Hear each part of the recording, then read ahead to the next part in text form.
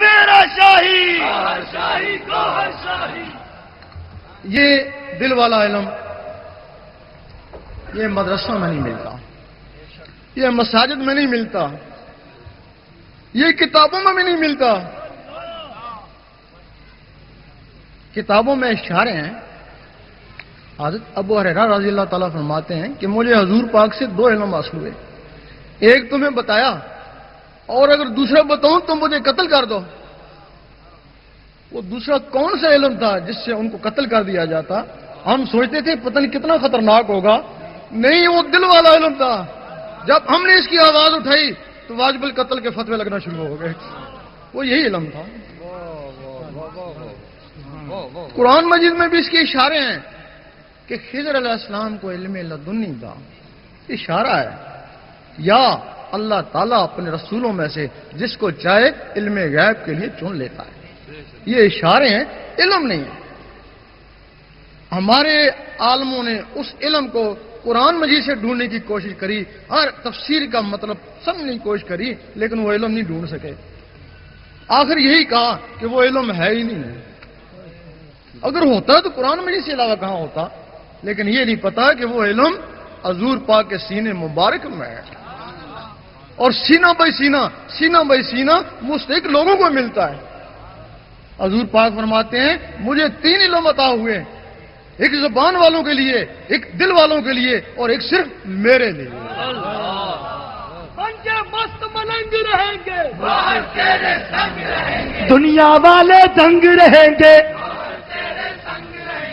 اب وہ دل والا علم کس طرح ہے؟ لوگ کہتے ہیں درویشوں کا خیال ہے. لوگ کہتے ہیں ہم نے دل دیکھا ہے، گوشت کا لوتھڑا ہے، اس کی زبان یہ کیسی اللہ کر سکتا ہے؟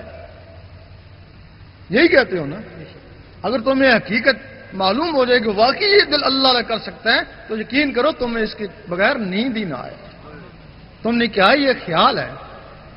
اور درویش کہتے ہیں یہ زبان یہ بھی تو گوشت کا لوتھڑا ہے نا، یہ اللہ کیسے کرتی ہے؟ وہ گوشت کا لوتھڑا ادھر لٹکا ہوا ہے 2 پسلیوں کے درمیان، اور یہ گوشت کا لوتھڑا ادھر لٹکا ہوا ہے 2 جبڑوں کے درمیان. وہ بھی گوشت اور یہ بھی گوشت. اس گوشت کے لوتھڑے کو طاقت نہیں ہے اللہ کرے. اس کو اللہ کرانے کے لیے کوئی مخلوق ہے، وہ سینے کے سینٹر میں ہے، اس کا نام ہے اخفا. وہ مخلوق اس گوشت کے لوتھڑے کے ذریعے بولتی ہے. اگر کسی میں وہ مخلوق نہ آئے اس کو گنگا بولتے ہیں. ڈاکٹر کہتے ہیں زبان تو صحیح ہے، یہ بولتا کیوں نہیں ہے؟ انسانوں اور جانوروں کا ان مخلوقوں کا فرق ہے. اگر یہ مخلوقیں جانوروں میں ہوتی تو وہ بھی کچھ نہ کچھ بولتے، طوطلے ہی بولتے، کیونکہ زبانیں تو ان کی بھی ہیں. جس طرح اس زبان کو بلوانے کے لیے وہ مخلوق ہے، اسی طرح وہ جو گوشت کا لوتھڑا ہے اس کو عربی میں فواد کہتے ہیں، اور وہ جو سات مخلوق ہے اس کو قلب کہتے ہیں. فرق یہ ہے کہ یہ مخلوق آزاد ہے اور وہ مخلوق 1,80,000 جالوں کے اندر بند ہے. اگر کوئی شخص اس مخلوق کو بھی جگا لے تو جس طرح یہ زبان اللہ کرتی ہے اس طرح وہ دل بھی اللہ کرتا ہے. نعرہ تکبیر، نعرہ رسالت، نعرہ غوثیہ، سرفروش. اب وہ مخلوق جاگے گی کیسے؟ وہ تو 1,80,000 جالوں کے اندر بند ہے.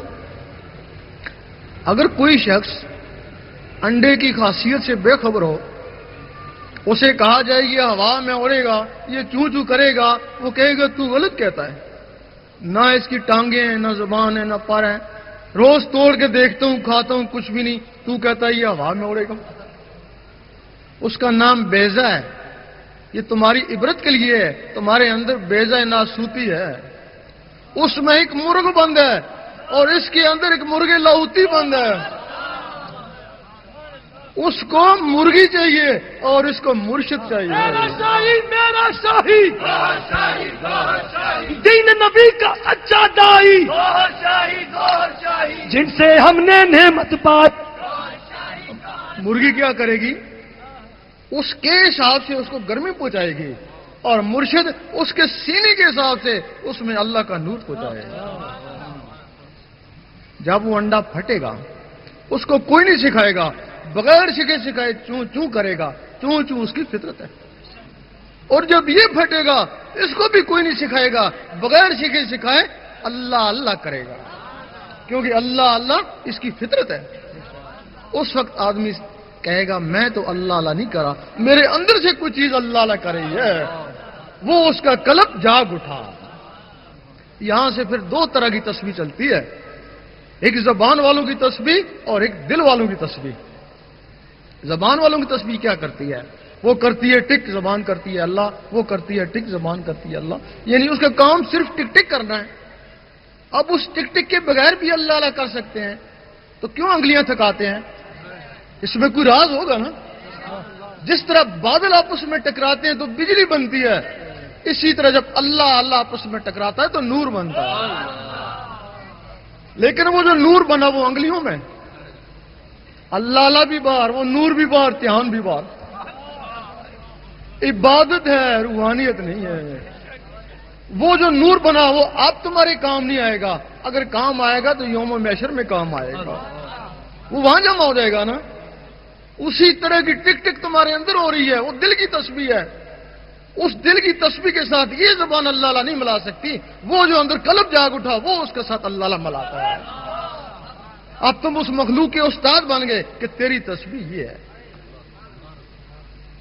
اب تم اس کے ساتھ اللہ اللہ ملوانا شروع کیا، 3 سال تک ملایا، کبھی ملا کبھی ہٹا، کبھی ملا کبھی ہٹا، اور 3 سال کے بعد اتنا پختہ ہو گیا کہ تم ڈٹ کر سوتے رہے اور اللہ اللہ ہوتی رہی. اس وقت سلطان صاحب نے فرمایا کچھ جاگتے ہو سوتے ہو، کچھ سوتے ہو جاگتے ہو. کچھ لوگ ایسے ہیں جو جاگ کر عبادت کرتے ہیں ساری رات لیکن سوئے ہوئے میں شامل، اور کچھ لوگ بستروں پر سو رہے ہیں، ان کے دل اللہ اللہ کر رہے ہیں. حضور پاک فرماتے ہیں ہم سوتے ہیں، ہمارے دل نہیں سوتے. اب ان ٹک ٹکوں کا کیا کام ہے؟ وہ خون کو آگے بھیجتی ہیں، نس نس میں پہنچاتی ہیں، پھر خون اوپر آتا ہے، پھر وہ ٹک ٹک نس نس میں پہنچاتی ہے. اب اس ٹک ٹک کے ساتھ اللہ اللہ مل گیا. اب اللہ اللہ ٹک ٹک کے ذریعے نس نس میں چلا گیا، پورے خون میں چلا گیا. سیدی مرشدی نعرہ غوثیہ. جب اللہ اللہ نس نس میں چلا جاتا ہے، پورے خون میں چلا جاتا ہے، اس وقت شاہ ولی اللہ فرماتے ہیں تو ایک دفعہ اللہ کرے گا تجھے 3.5 کروڑ اللہ اللہ کرنے کا ثواب ملے گا. فرماتے ہیں کیسے ملے گا؟ کہ تیرے اندر 3.5 کروڑ نسیں ہیں، دل نے ایک دفعہ اللہ کری 3.5 کروڑ نسیں گونج اٹھی. سلطان صاحب فرماتے ہیں 72,000 اور ثواب ملتا ہے اگر کسی کا دل ایک دفعہ اللہ کہے تو.